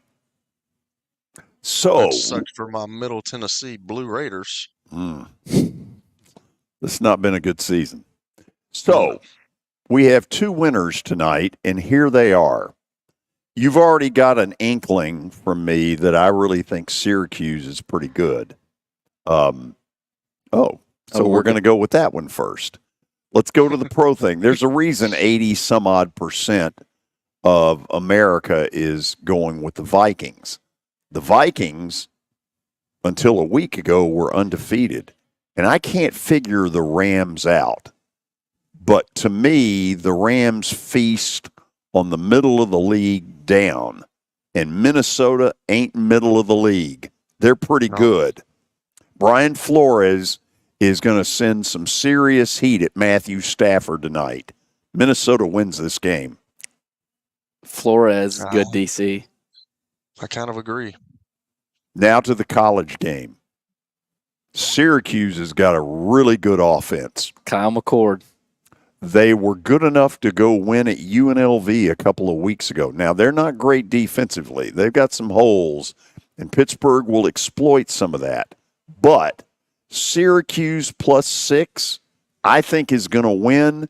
I think we're going 2-0. I'm fired up, baby. Go Rams, go Pitt Panthers. Wow. You snake in the mud. Rooting against me. That is, you hope to have teammates that support you, and instead you just openly say, I mean, Billy at least hides it.